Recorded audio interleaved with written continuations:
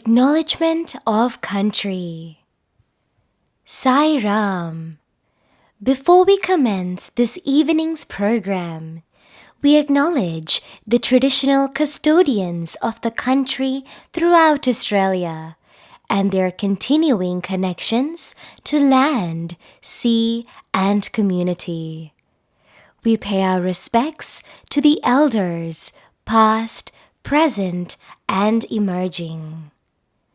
We also pay our respects to the traditional elders in Fiji and New Zealand, and also acknowledge their elders, past and present, upon whose land our Sai brothers and sisters meet to continue Swami's work tirelessly.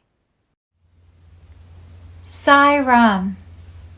Our pathway to Prashanthi is no ordinary journey. In the sacred texts of yore, sages and rishis had to undertake years and years of penance to get even a small glimpse of the divine form. And yet, you and I have been chosen to have this sacred opportunity to visit his divine abode. Swami has said, nobody can step into the hallowed gates of Prashanthi Nilayam unless he wills. Why then would we not seize this opportunity? But first, let us apply for the ultimate travel passport from him. A passport to allow us to travel back to the holy sands of Prashanthi, where his physical form crawled, walked, and talked. How should we apply for this passport? Well, the only prerequisite is to fill our hearts with the yearning for him. To travel back home, is a passport enough? No, we also need a boarding pass, which is his grace. As Swami says, when we come to Prashanthi, we come like cars to a workshop. We must aspire to leave with new paint, with all the damaged and loose bolts and nuts replaced, with the engine cleaned and reconditioned, and every part spick and span, beautiful, trouble-free, in perfect trim, ready to speed on the journey that lies ahead. To prepare ourselves for this service process, we have organized the Pathway to Prashanthi Satsang series. 5 conversations with energetic and vibrant speakers who will share their tips on how to make the easiest and quickest journey back to him. Join us each month on board the Sri Sathya Sai Airlines so that we can all undertake this journey together. Dearest pilgrims, while you are on board this flight, please remember to continue to charge yourselves with your daily sadhanas and keep yourself connected to him until we reach our final destination. We hope you enjoy every minute of your journey. Jai Sai Ram. Humble pranams at the lotus feet of our dear Swami. Respected elders, brothers and sisters, thank you so much for joining us today.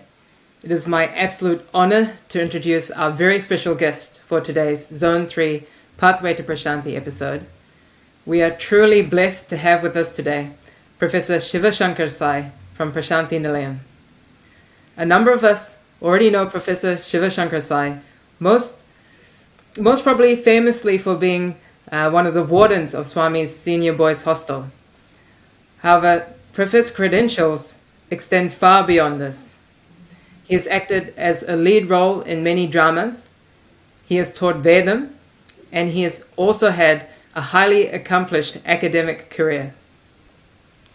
Born to a Sai family, Professor came to Swami as a Bal Vikas student in 1972 and participated in what would be the first of many more memorable dramas.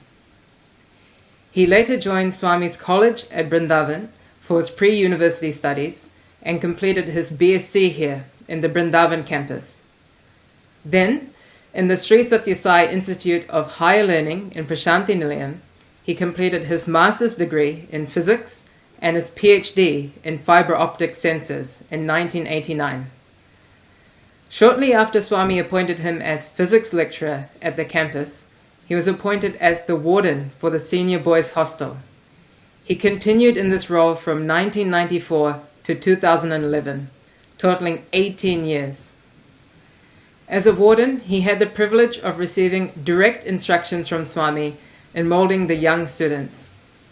He has always been a source of inspiration in the campus and is renowned as one of the most favorite, most admired, and most loved wardens of all time. Whilst being a warden, he also continued several senior positions in Swami's university: Head of Department of Physics, Dean of Sciences, and ultimately Director of Prashanthi Nilayam campus.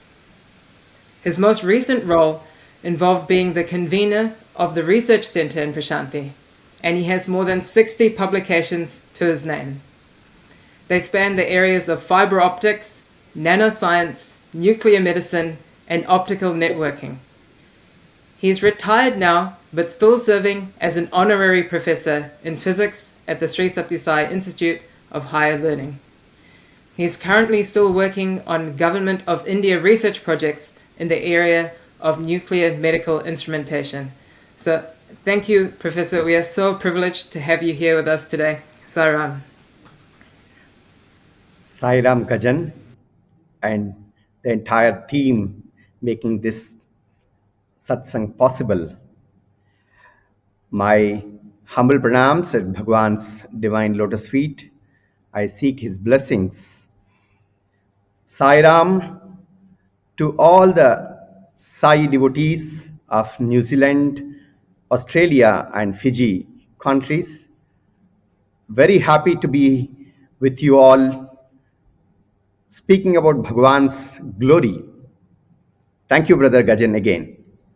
To begin with, I guess some of us have had the privilege of seeing Swami's physical form and have fond memories of our first darshan. Can you take us right back to the beginning and share with us your experience of how you came to Swami? Yes, brother, that's very beautiful. Memories flood my mind now. I was blessed to be born in a Sai family, as you mentioned. My father was a devotee before I was born. That's why he gave the name Siva Sankara Sai. When I was a small kid, I was brought to Bhagawan, but I don't have a memory of that.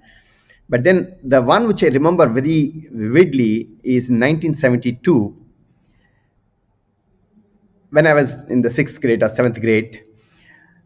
My Bal Vikas teacher got a drama ready to be put up in Prashanthi Nilayam during Dasara festival. I really admire and then pay my obeisance to my Bal Vikas teacher, what we call it as, Satsai education, SSC,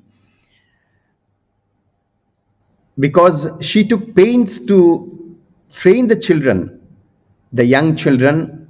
We were naughty, but then she had enormous patience and then brought us all together every Sunday and then used to tell us about stories of Swami and then also about so many of epics, Indian epics. And he made a drama called Sati Sakubai. It's a story of a lady saint Sakubai of Maharashtra, state of Maharashtra. And then she took permission from Swami and then got this drama ready for Dasara festival. As you may be aware, during Navaratri or Dasara festival, Veda Purusha Saptaha Gnana Yagnam, a homam is conducted by Bhagawan, and Bhagawan gives lot of importance, and every day he would give discourses on various topics. So we got ready, we came to Patti. I was chosen as the mother-in-law of the Sakubai. Because I was, the role was given to me because I can shave my head. There's a very traditional role of mother-in-law in Maharashtra, the old Maharashtra, where the widows would have a shaven head.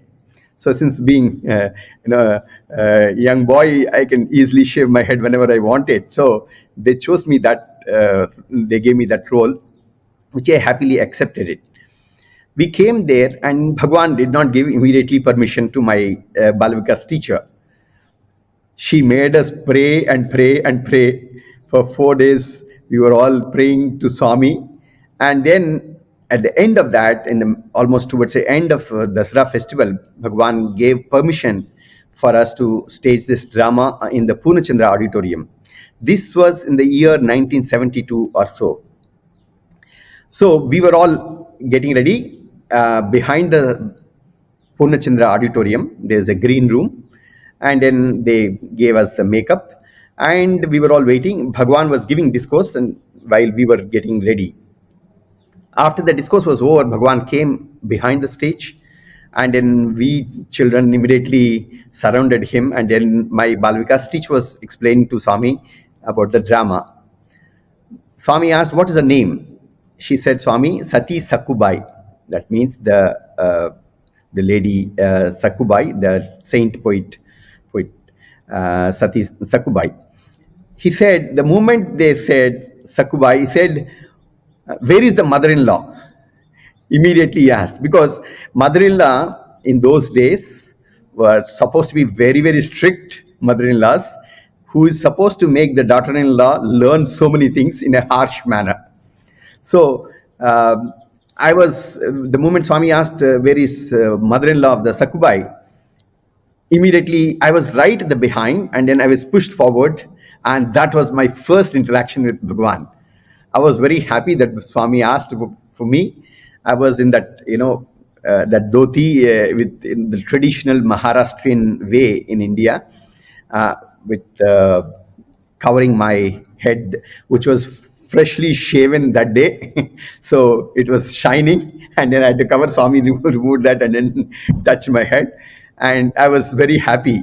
He said, as soon as he saw me, he said, "Vida, I mean, is this fellow you made him the mother-in-law?" Then I smiled, and then everybody else smiled. I didn't realize the value of what Bhagawan's comment was. He said, "Vidu," in Telugu, he said, "Vidu." Vidu means this. Oh, this fellow. As though he knew me for a very long time. We very intimate friends and all. They said, "Oh, this way we address in Telugu." In retrospect, if I recall this incident, I feel that Bhagawan actually showed me that he knew me, and instantly the connection was made. In fact, as Bhagawan himself would say many a time, that he chooses his devotees. It's not we who choose. In fact, God chooses his devotees. All of us Sai devotees across the globe, if we are Sai devotees, it is his will. Whether we know it, acknowledged or not, it is his will which draws us closer to him. This is my firm conviction. And then my first encounter was that. And after that, we all took Parnamaskar, and of course, we staged the drama, and then that was very nice of Bhagawan to give us the chance. And especially, I remember this incident because first time I could interact with Bhagawan, and then Bhagawan directly spoke to me. Yes, brother.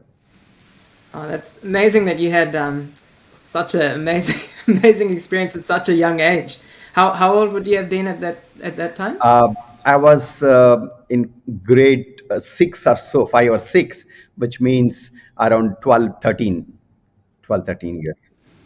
Made that instant connection. 11, 12, yes. Yeah. You've mentioned, actually, Professor, in some of your previous talks that we should become instruments in Swami's hands.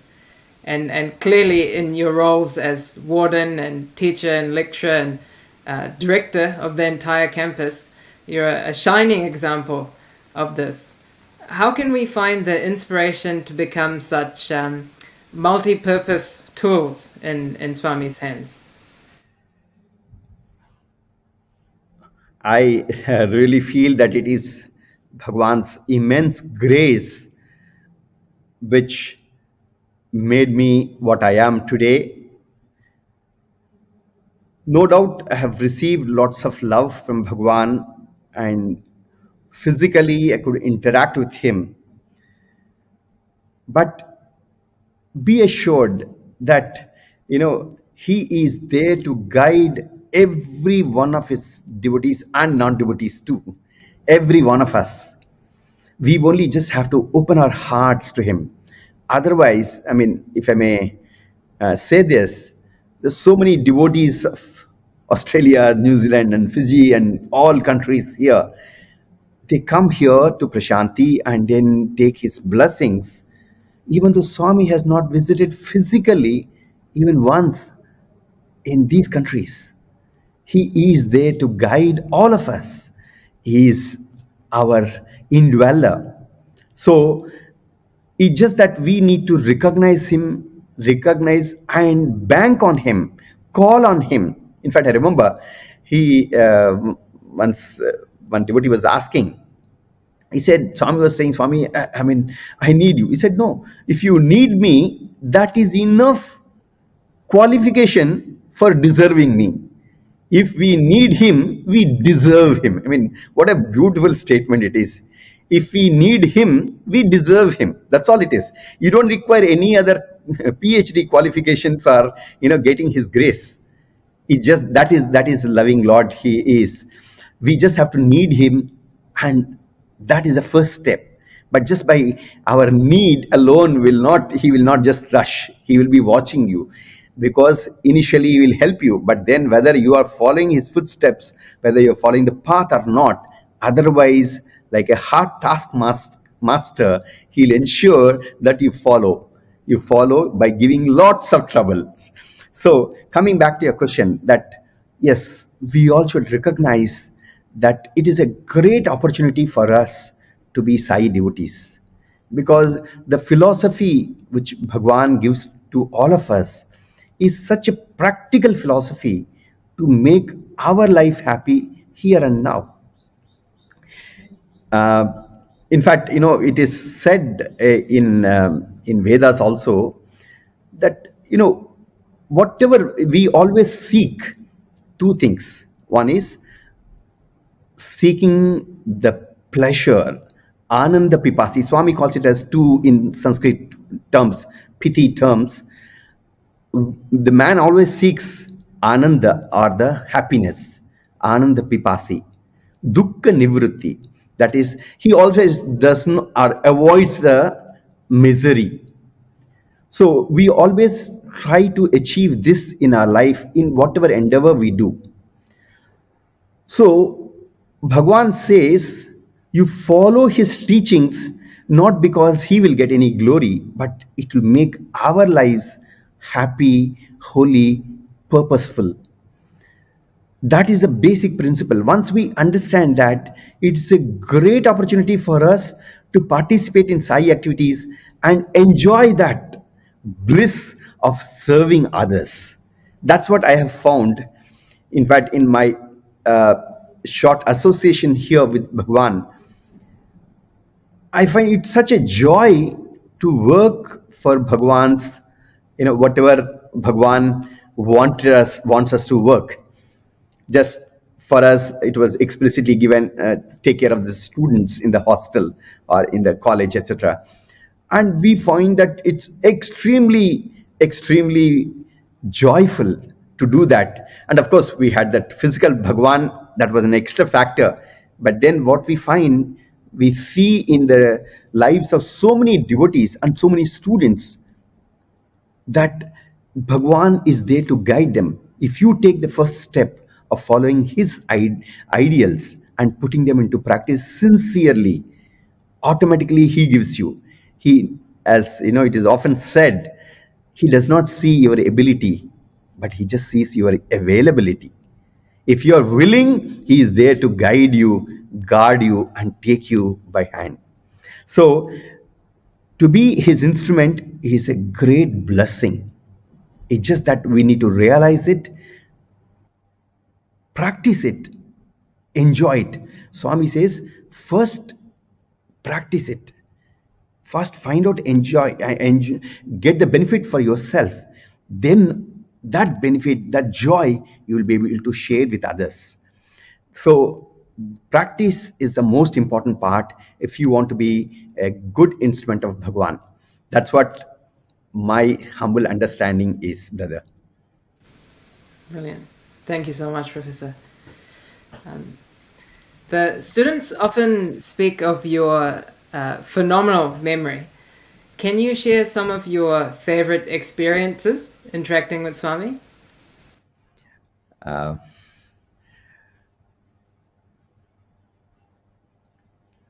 phenomenal memory, I don't think I deserve that compliment fully.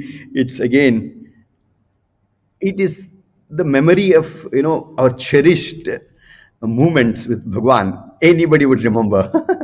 And then, Bhagwan always used to say, if you love somebody, then you will remember everything about him.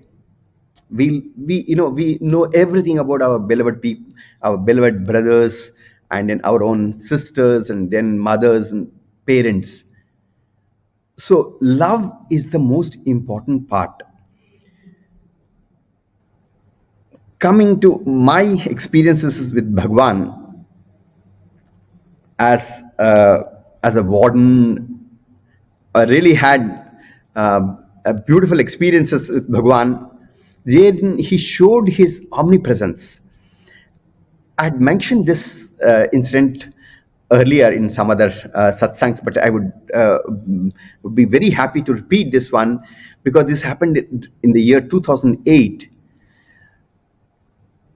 As a warden of the hostel, Swami would give chances to the students to distribute prasadam in Sai Kulwant Hall at Prashanthi. As the warden, I would just stand there and ensure that everything happens properly. It was one such occasion. Bhagawan came very late that day in the evening. He came and then beautifully gave darshan to everyone and came and sat in the portico where, he generally sits and gives darshan for all the devotees in Sai Kulwant Hall. And suddenly he called some students. He said, go and get prasadam for the devotees. Whenever Swami calls this one, naturally the students rush. Everyone wants to be close to the living avatar. And as a warden, it's my duty to see that I control that. Because Swami likes discipline, so I had to ensure that, without curbing their enthusiasm to go near Swami, I have to ensure that it is done in a neat fashion. So I stood up and then in a side and just watching and ensuring that everything happens properly. Three students get the chance to go in to Swami, and then Swami blesses them, blesses the prasadam, and then after that it is distributed to all the people in Sai Kulwant Hall. That day there were a lot of devotees. Many people came. It was just before a festival. So they were all sitting there, and then after Swami blessed those prasadam bowls, and everybody started distributing, and then I was just standing there watching everything going on well. Prasadam was distributed very quickly because we had number of students, and then they went to nook and corner of Sai Kulwant Hall, gents section, and of course simultaneously the ladies section also they distribute, the Sevadals distribute. So people were coming back, and then when they were coming back, I was just watching. Suddenly Swami called one student who was coming from farther end of the Sai Kulwant Hall. So Swami said, come. And then so the boy was overjoyed, came rushing to Swami, and then we were all seeing that. And Swami said, did you distribute the prasadam? He said, yes, Swami. And then of course, as an extra blessing, he took Padnamaskar and then went out. I was watching all this, and then the boy was happy, and then he went off. Then after some time, after 2 minutes, again Swami called another boy from another direction. called him and he said, did you distribute the prasadam to everyone? He said, yes, Swami. And took Padmaskar and again went. I was watching. I said, okay, very nice. Swami is giving extra blessings to the students. Then from the Rama statue, which is there directly in front of Bhagawan's entrance, he called another boy who was coming from that side. He said, with an empty vessel, he said, did you distribute the prasadam to everyone? Then I started seeing something must have gone wrong. He said, yes, Swami, and then took Padmaskar and went off. Then I just moved little front so that I can be seen by Swami. I suspected something. You know what happens in their enthusiasm, students to serve in front of Bhagawan, they'll miss the right in the front only. They'll miss students serving prasadam, and then they'll distribute everybody else. So I suspected something like that. I just moved little forward to just find out whether everything is okay. The moment Swami saw me, he called me. Then I went near him. I said, Swami, he said, has the prasadam distribution over? Have you distributed prasadam to everyone? I said, yes, Swami. Boys are coming back. Every prasadam has been distributed to all the people who are seated in cycle and all. Then he said, Chudu, go and see. And then I said, yes, Swami. And then I suspected that definitely some people wouldn't have got it. And most of the time, it is right in the front of Swami only they'll miss. So I went and then asked in front of Swamis, those students who were sitting in front of Swami. I said, did you all get prasadam? Everybody nodded their head. And then I was also sure. And then I asked two, three other places, this side, that side. And then came back to Swami. I said, Swami, prasadam was distributed. No, go and see once again. Swami told me in a stern voice. I was this thing. I said, maybe boys would have left one patch of devotees or something. So I went to the devotee side, right in the first block where the devotees start sitting for darshan. I went there. We call 1.1 in the first row, first column, 1.1, 1.2. So I was stood there and said with folded hands, has everybody received prasadam? In little sort of louder tone. Then everybody nodded their head. I thought it is nice. I mean, then I went to the little, I stepped this side and turned this side and said, has everybody received prasadam? Then the person who was just directly below me, that is 1.1, that person, he was a foreigner. He suddenly, as though he came out of the trance, he just looked at me. He said, no, I didn't get. And then I almost got little annoyed. I shouldn't get, we were doing Swami's service, but I little got annoyed. He said, I mean, he was right in the front, 1.1, first row, first column. He said, you didn't get? A little harsh tone, I asked him, you didn't get prasadam? You should ask for prasadam. It is distributed. So many boys were going that way, this way. If you don't get prasadam, I believe in the Indian tradition, you can ask, you can demand prasadam, I believe. That is the allowed. If you do not get prasadam, you can ask for, I did not get, please give me. That is permitted by the Shastras.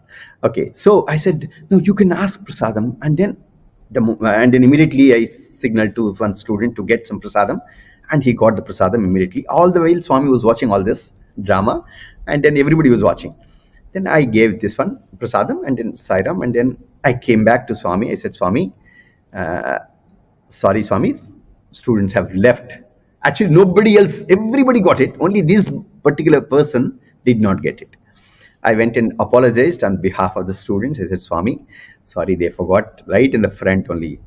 Chippanu kada. I mean, I told you to go and then see. Imagine, that connection. One devotee not getting it. Swami got, but the story did not end there. Then bhajans were over, Aarti was given, and then I came out. I left my slippers there, and then so I went to wear my sandals there. And this person was standing there to catch me. And then when I saw him, he said Sairam, and I said Sairam, and then I immediately realized, and in fact, I felt bad that I was using harsh tone there. I said, sir, why you didn't get prasadam? You didn't realize that. I sort of apologetically told him. Then what actually happened was, a transformation for me. eye-opener for me. He started crying. Then I said, "I'm sorry, sir, if I have hurt you." I told in harsh tone, because Swami was saying so many times that the prasadam was distributed or not. Then he said, "No, sir, I want to tell you something." He said, "Yes." He said, "I am Muhammad, a devotee from Iran.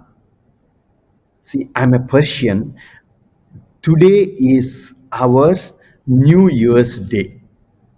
New Year's Day. And then Swami did not come for darshan in the morning. I took a vow that I'll break my, I'll eat only after seeing Bhagawan, because it's such a precious New Year's Day. So I would, offer my prayers to the Lord and then only eat."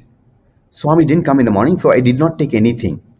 And then I was sitting there. I got fortunately 1.1 first in the line. So I was very happy. Swami would come and then, bless me and I will get Panamaskar. And he did get Panamaskar. So Swami came and then he was very happy. Swami came and then sat there. And he was so ecstatic in seeing Bhagawan sitting there and giving continuously the darshan. He was tuned to him. He did not observe what was happening actually. Swami asking for prasadam distribution and prasadam being distributed, and he did not get the prasadam. He didn't even realize that it was happening. See the concentration, see the devotion of that. I had to learn. I bow down to his feet wherever he is, even now here, just to teach me the lesson. Bhagawan actually did this, I feel, because he was so attuned to Bhagawan, he did not even observe what was going on. And that thought of him, that thought of his mergence with him, Swami made so many people ask whether every prasadam was distributed for every devotee or not. This I can never forget.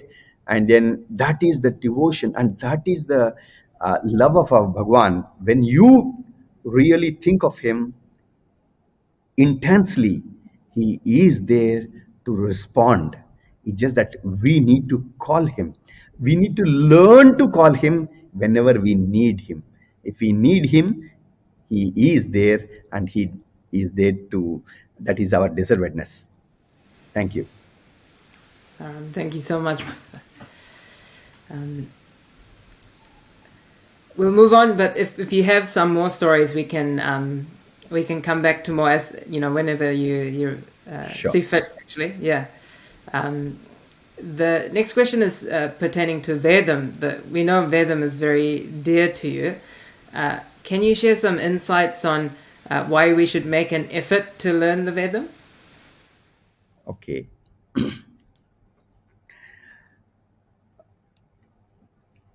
My Vedam learning dates back the time when I joined in our Brindavan campus near Bangalore.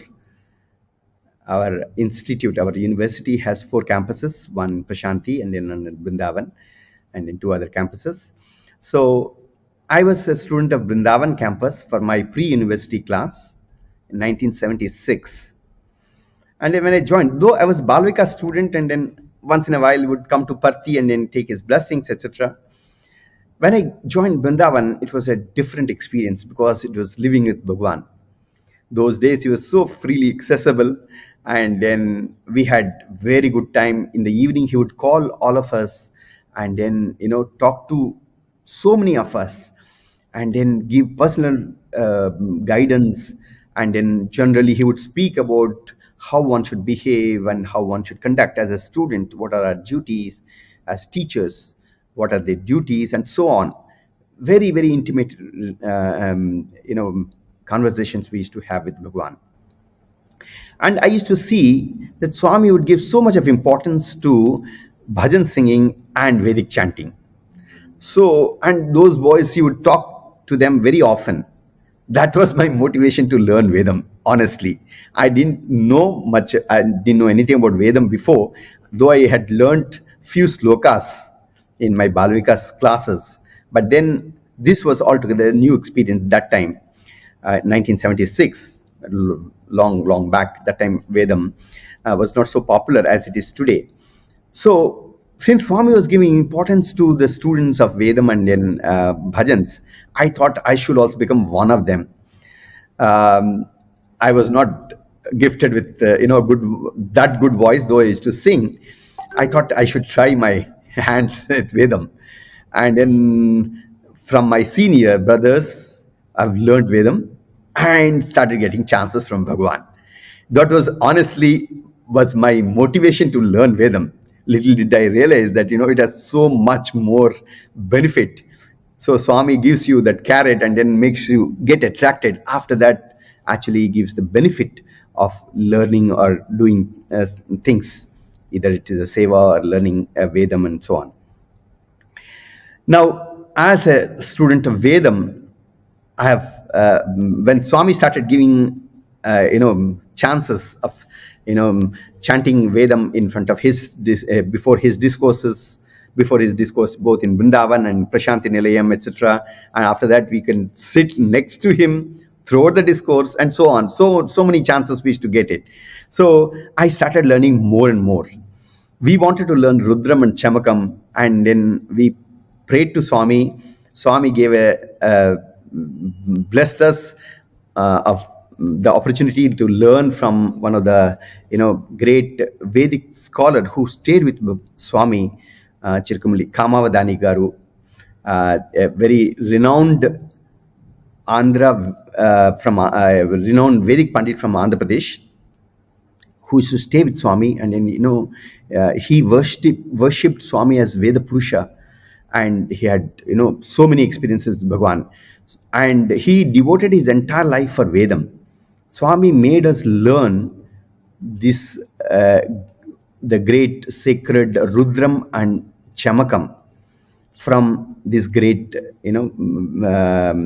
devotees and Vedic Pandit.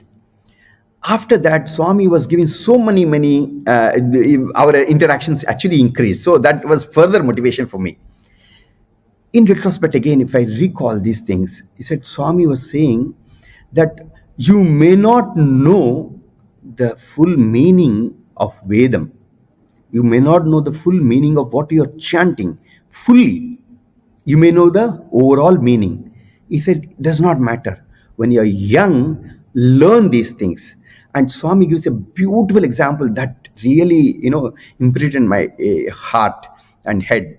Because one day we were sitting here and suddenly Swami started asking us to chant Vedam, and then we were chanting. And then Swami said, what's the meaning of it? And then that boy could explain, because it was immediately he knew that, and then he could explain. Then we were all very scared, because our turn will come.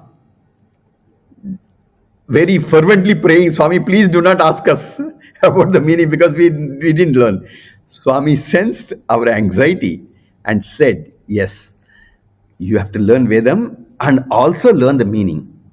However, even if you do not know the meaning, at this age, learn, because all your senses are sharp and they can easily grasp. So, and Swami gave a beautiful analogy. He says, you see the small baby sleeping in the arms of the mother. The mother sings lullabies for putting the baby to sleep. They sing all sorts of things. So the baby does not understand the meaning of what mother is singing. The baby does not know the meaning of that either. But the moment mother starts singing, the baby very, very happily goes to sleep. Swami said this, you do not need to know the full meaning. The baby is assured about the solace which the mother gives. The moment it hears the voice of the mother, it goes to sleep and it is very, very happy. He said, like that, the Veda Mata, the mother goddess of Vedas, will definitely confer to you the peace and prosperity and everything the moment you hear them. So that's why Swami made this Vedam compulsory chanting in the mandir. Even now it goes on both in the morning and in the evening. So there are a lot of things which Bhagawan has mentioned about Vedas, and then why we should learn Vedas, because it is, in fact, the Vedas are very quintessence of the philosophy. The Indian philosophy is actually condensed in the form of Vedas. It tells you how to live, how to lead, how to do certain things, how not to do certain things. Everything it covers. That is the ocean. Ved, the word Ved itself comes from the root word Vid. Vid in Sanskrit means to know, knowledge. So Vedas is the knowledge for the mankind, not only for the Indians, but for everyone. It is a manner in which one should live happily. If I may just take another minute on this one. In fact, some of you may know this Rudram and Chamakam. In Rudram, we actually offer our salutations to Lord Shiva, and in Chamakam, another very important aspect of Yajurveda, the votary prays to the Lord for so many things. Even a normal atheist will not pray for that. Vajascha me, prasavascha me, prayatischa me, prasitischa me. Cha in Sanskrit means and. It keeps on asking, I want this, I want this, I want this, I want this. I mean, it's sort of totally unbecoming, one would say, because I said, I want good health, I want good body, I want good bones, I want good flesh, I want good form, I want to live longer period, I want gold, I want money, I want cattle, and so on. It's almost 350 different types of things are asked, which even a normal person would not even think of it. I want not only salvation for myself, 7 generations upwards and 7 generations downwards. For all of them also, I need salvation. I mean, that sort of complete, whatever you require in this world, the pleasures, the so-called pleasures of life, everything is asked. And then the interpretation which is given, he said, whom else you can ask? It is only the Lord who can give. It is his gift. Whether he's having money or not having money, it is his gift. So do not be ashamed of asking the Lord. You don't have to be ashamed of asking the Lord. If you want something, you ask him, because he's the one who can. But then remember, he will give at his time, and also he will give the appropriate one which is required for you. Be also convinced about that. So Vedic chanting with meaning is really very beneficial. And then by Swami's grace, I've learnt it, and then I found that it is extremely helpful. In fact, it has been proved now scientifically that this Sanskrit chanting, if Vedas are written in Sanskrit, chanting actually improves the memory. I have read the articles and then seen even videos in the YouTube where the schools in Britain, they teach Sanskrit, and they found that this is having an enormous effect on their memory retention. So now it is being proved scientifically. And I also know of a university in India, S. Vyasa, a yoga university, wherein they do the MSRT, the mind sound resonance technique, to do for therapy purposes. They use these mantras like the Maha Mrutyunjay mantra, which comes at the end of Rudram, for curing the ailments, diseases of the body. So it has therapeutic benefits, the physical benefits for our body, the mental benefits for the peace of mind, and spiritual benefit to take us towards the Lord. So it is very helpful. If you get a chance and an opportunity, I would definitely suggest, and this is one way to go near Bhagawan. Oh, that's very reassuring that we can ask for anything. Yeah. And that's a very profound analogy with the lullaby. Thank you. The next question pertains to a pilgrimage to Prashanthi, and it's really, how should we prepare ourselves to receive Swami's grace when we make a trip to Prashanthi? Wow. I mean, I'm happy to hear that, you're all the devotees are thinking of making a trip to Prashanthi. I mean, that's the one of the best decisions which in your life, I would say. I would qualify this with a small incident which happened in Bhagawan's divine presence.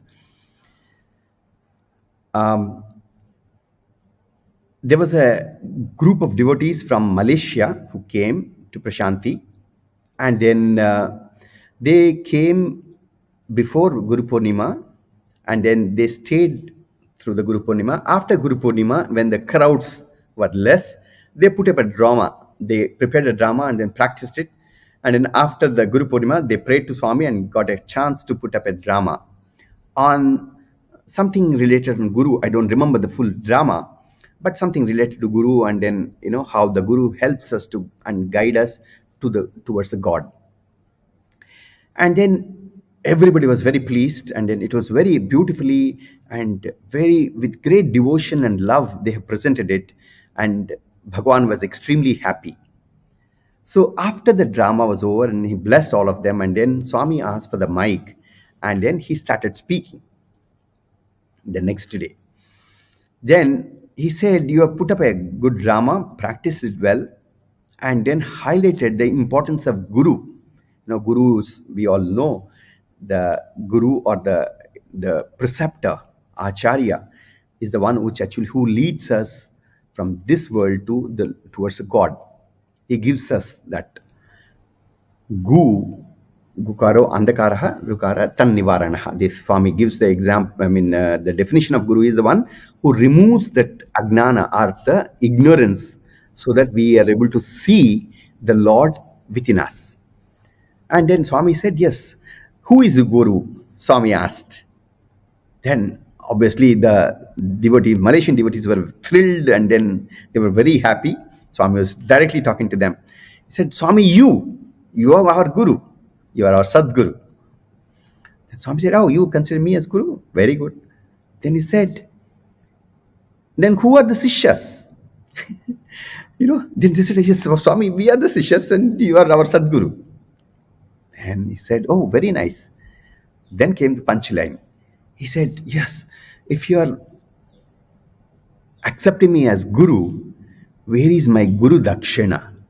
In India, whenever you go and see a very noble person or a Guru, you take some fruits or flowers as Guru Dakshina, and then place it, and even some coins, and they put some money so that it can be used for the welfare of everyone.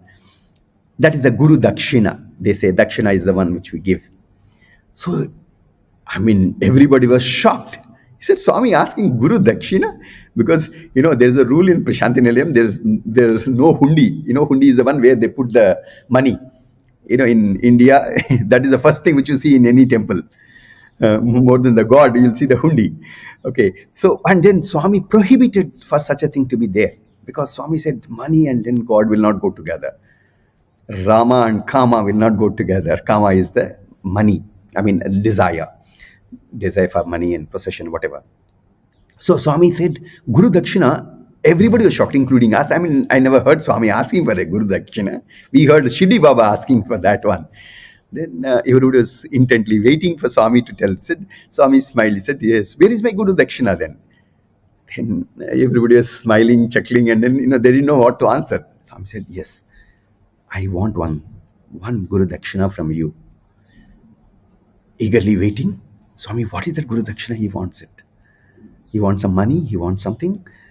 He said, you have come spending so much of money, so much of effort, with so much of love you have come to Swami, to Prashanthi. So you have to give Guru Dakshina to get the fulfillment. The Guru Dakshina which I want from you is, leave one bad habit which you have. Give me that as Guru Dakshina. What a beautiful, sweet Lord He is. He says He's asking us to leave one bad habit which we have and give it as a Guru Dakshina to Swami, at Prashanthi, and then then the Swami continued, he said, take tons and tons of love from here, Prashanthi. What a beautiful, message for those who want to visit Prashanthi. All that we need to do is just, you don't have to do anything. He doesn't want anything. He just wants our love. And then he wants us to purify ourselves. So prepare ourselves and then come to Prashanthi. The energy which we receive is 1,000 folds more. Whoever comes will receive, no doubt. But if we tune ourselves, we receive more. It just depends on our own individual effort which we make. So Swami says, whenever you are planning to come search your mind. What are the things which you feel that Swami does not want, or which you feel are impediment in our progress, in our spiritual journey, spiritual progress, which you would like to shed? Use this opportunity.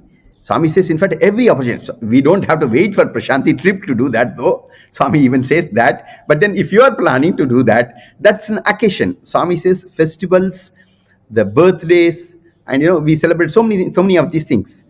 He says they are all created to periodically remind us about this sacred opportunity to evolve ourselves, to reduce our burdens of these desires, these our wants. So if you are planning for a trip to Prashanthi, it's a great. May Swami bless you all, but then prepare yourself. In fact, I know so many groups from UK and then many other countries. They do intense sadhana. I know some groups, if it is a 70th birthday, 70 days of sadhana they do, and then come to Prashanthi. Or 70 hours of bhajans they do, 70 hours of seva they do, and then come and then offer it to Bhagawan, hoping that that will purify. Again, it is not for the Lord does not require any of these things. It is an opportunity for us to purify ourselves, and then so that we may be able to receive the tons and tons of love which is there to give. So the best way would be just to prepare ourselves mentally, physically, find out where exactly we would like to improve, and pray to Swami, I would like to improve, please bless me. And then I'll take this as my sadhana or effort to come. By the time I come there, I'll purify myself like this. So this will be a great opportunity. That will be one of the ways which I think which Bhagawan has given to everyone. So thank you, Professor.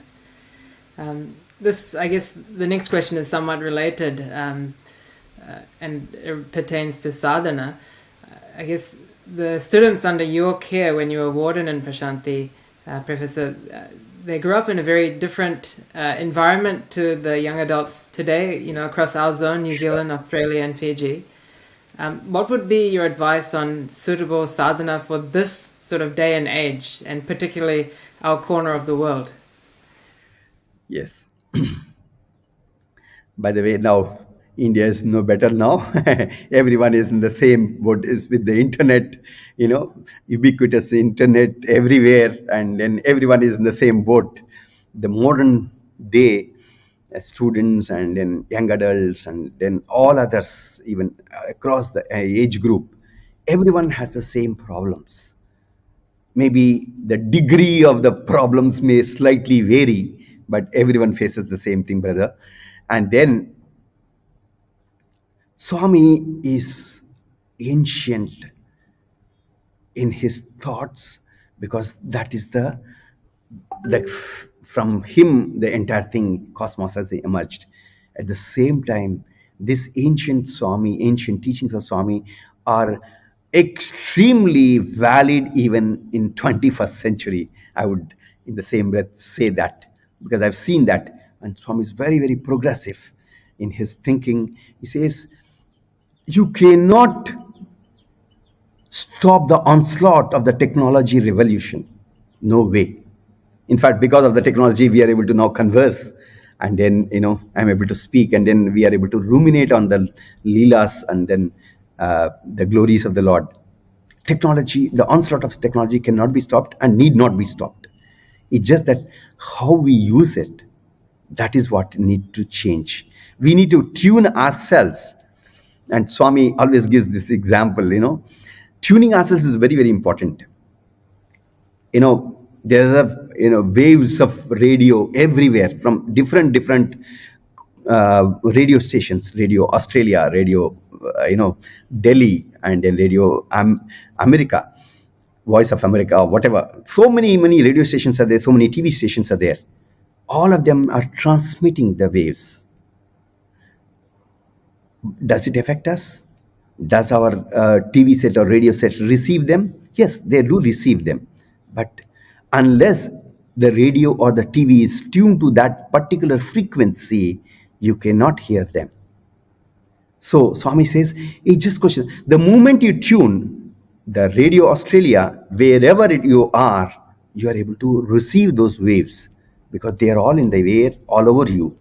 It's just question of your radio set tuning that frequency, matching that resonance should occur, and then it picks up that signal. Similarly, Swami says, God's grace is there everywhere. It's just question of tuning ourselves, and then so that we may receive that blessing, we may receive that instruction. So coming back, what is the practice or what is the sadhana one has to do? Well, whatever Swami has given to all of us, to all devotees, to all the students, it's exactly the same. There's no difference. He says, be good, get up early, sleep early, depending on the schedule which you have it. Spend few minutes a day in the contemplation of the Lord. He says, no need to do the entire thing. In the Swami's prescription for the youngsters, as a warden, Swami used to give often this prescription. He said, don't give them free time, especially youngsters. The young adults should not get free time, but that is Swami's prescription for young adults. He says, why? The idle mind is a devil's workshop. He says, continuously engage them in good, purposeful activities. Swami says, change of work is the rest. So if you are bored of this one, go to something else. Keep yourself engaged in constructive activities, not the destructive activities, constructive activities. So Swami says, utilize the time carefully and purposefully. If you are a student, Swami always gives importance to our duties. Duty is God. Swami says all the 3Ds, duty, discipline, devotion. All of them are very, very important to reach the God. So whatever our duties, we have our duties to our family, towards our education, towards our profession, everything, we need to discharge them. But Swami gives that thing, how to just spiritualize them. Work can be transformed into worship by just bringing that thought, Swami, I am doing it for you. That's all is the thought. That's all is the tuning which we need to do. He doesn't say stop this work and do only this seva. No. Whatever seva you're doing, you are working in your office, you're studying for your, for your degree, whatever, master's, Ph.D, whatever you are doing it. Just do it for the Lord, for the love of the Lord, for the ananda of the Lord. That itself will be your worship. So practice, sadhana practice, what my understanding, Gajan, is that whatever we are doing, do it as an offering to Him. And that's very, very simple. You don't require any paraphernalia to do puja. You do this, that. Whatever we are doing it. That's all. Swami, that's why, in the Sai circles, we all have that, we start with a prayer, end with a prayer. And of course, throughout the thing, we think of Him, just to ensure that we spiritualize this activity. We spiritualize before we start any work. Swami says daily morning, whenever you get up, they teach here in the Bal Vikas, these students here. He says, when you actually open your eyes, as soon as you get out of the bed, he said, see your palm. The Lord at the tip of the finger, the Lord in the middle of the palm, and then Lord at the end. And then just, Lord, thank the Lord for giving a good day, a new, fresh day, and then seek His blessings and start. It takes just hardly half a minute. That's all. You don't have to do big, take so much of time to do elaborate puja. So Swami gives such very simple tips which can be followed in Fiji and Australia or New Zealand or India or anywhere else in the world. It's just question of spiritualizing our every activity, mundane here and now. That's what my suggestion is. Brilliant. Thank you, Professor. And I guess it's somewhat related again to that question, and relating to sort of desires or temptations. I guess, as you mentioned, the world we live in presents us with countless temptations and desires and distractions. Do you have any insights on how we can suppress or sublimate these desires? Yeah, that's also a beautiful concept which Bhagawan keeps on telling, especially to the students, youngsters. So lots of, as you rightly pointed out, lots of temptations are there for a youngster who's just getting to adulthood, and then he wants to experience and then see and enjoy the life in its full glory. Swami said, yes, you can do that. The whole life is given for that purpose, and now you connect it to Chamakam. Everything he asks. He asks for, good bones, good form. It's really surprising. So you can do that. But Swami says the desires should be limited.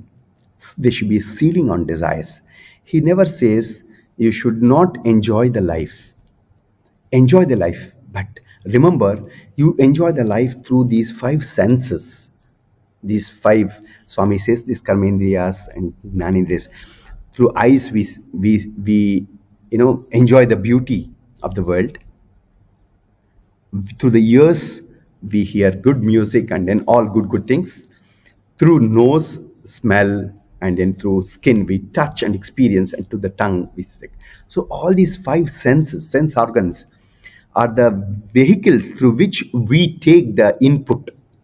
If you take the input out processes, that is the input which you get it. This input has to be good, Swami says.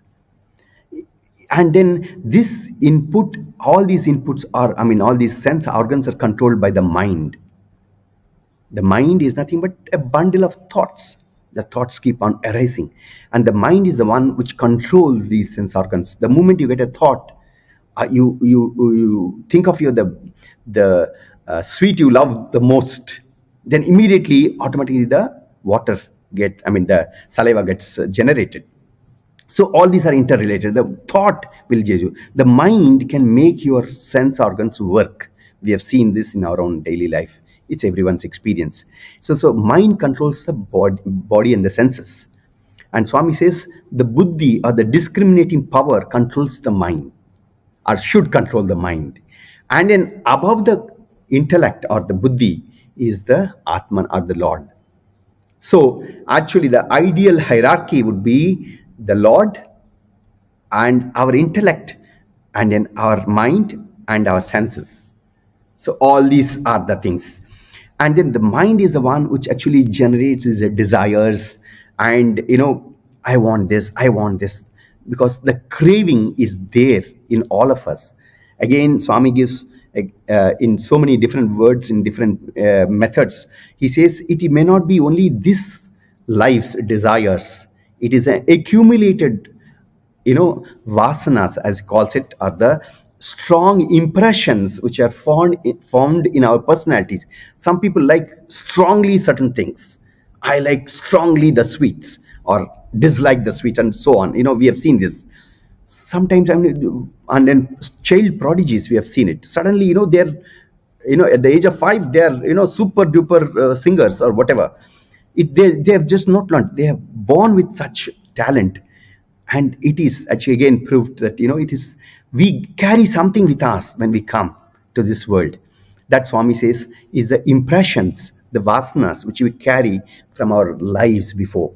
Whether we like it or not, certain traits are inborn with us, and that will give rise to desires. Swami says these desires have to be limited. Yes, you have the desires, but Swami says, they can be controlled. The mind, though it goes like a mad monkey, but Swami says there is an intellect You should always discriminate whenever you get a desire. See whether it is good or bad, or it is to be done now or later, and things like that. Swami says, use your discriminating power, which God has endowed everyone with it, so that you do the correct thing. So desires have to be actually controlled, or what he calls sealing on desires. And Swami goes one step ahead. He said they should be sublimated. What do you mean by sublimation? It's not a suppression of the desires by not fulfilling what you wanted. It's not suppressing the desires, but it's sublimating the desires with the knowledge what is good, when, how, where. With these questions, you actually intellectually get convinced and then follow what you are supposed to follow. So the desire is still there. You are not shunning the desire, but then sublimating the desire, raising that to a higher level. Sublimation means, for example, camphor sublimates and directly becomes, the vapor when it actually burns. There are, certain in sciences you study about the sublimation. So sublimating is the same thing, but in a higher stage of understanding. The desires, understanding the importance of them and their context, where they should be applied, etc., can actually be sublimated. Swami says that sort of understanding is developed, and that comes with practice. There's absolutely no problem. It's not that everyone is endowed with it. It's just that we have to do the introspection at every time, whether this action which we are doing because of the desire is correct or not. Once you discriminate, automatically you will know what is to be followed and what is not to be followed. So that's what I understood from Bhagawan's interactions about the desires, suppression, sublimation of the desires, and sealing on the desires. That is the formula which Bhagawan has given to all the devotees, to the students, to the young adults, and to everyone, all age group, and it is valid. Only thing is the extent to which maybe the old people may not require certain things, because so they will not desire for it, whereas the young people may desire. Only one needs to understand the context and then see what is appropriate. And again, call on him, I said in the beginning. So learn to call on him, develop the habit of calling on him, then he will give you the clue. Thank you. Sorry, Michael. Thank you so much for everything you shared with us today. We didn't have any other particular questions for you, but was there anything that you wanted to share with the devotees? No. These are the very nice questions which you all have asked, and then definitely, in a satsang like this, it's just that we are ruminating over the what Bhagavan has taught all of us. It's just that you can get a different perspective. Each one has their own perspective, because God has given this intellect to each of us. I may analyze it in some fashion, and somebody else analyzes, and you understand in a different fashion. Everything is valid. Nothing is correct. Nothing is greater, superior. Nothing is inferior. Everything is okay. It's just a question of if another point of view is given, and if it suits you, that's it. You can accept it, and then Swami will guide you in that one. Otherwise, Swami will give you another way, another different perspective, and then how the satsang actually helps in itself is, Swami has also mentioned different times. He says, even the 20 strokes you give for breaking the rock, it may not break, but 21st stroke which somebody else gives, somebody gives up after beating the 20 strokes, and then the other person comes and then gives one stroke and then it breaks. He says it has not been broken because of the 21st stroke, but all the 20 strokes also had their effect on that. So Swami says, yes, every satsang, every time when we discuss about Bhagavan and then the Lord and his glories, they will have their impact on us. Only we need to pray to him so that our devotion to him should increase, so that our understanding and our love for him increases, and that will really enrich our lives. Thank you very much for this great opportunity to speak to all these beautiful devotees who have so much of love for Bhagavan. Thank you. Sai Ram. Sai Ram, Professor. It's been a blockbuster of a session covering many topics. We really are very, very grateful for your time. And, on behalf of all the devotees across Zone 3, you've been very gracious with your time, spending it with us, and such intimate, one-to-one experiences with Swami that you've shared with us. We've enjoyed, every second that you've spent with us, and our hearts are full of Swami's love and, of course, gratitude to you for what you've shared with us. So once again, on behalf of all the devotees of Zone 3 and beyond, thank you so much, Saram. Sai Ram, thank you so much for the opportunity.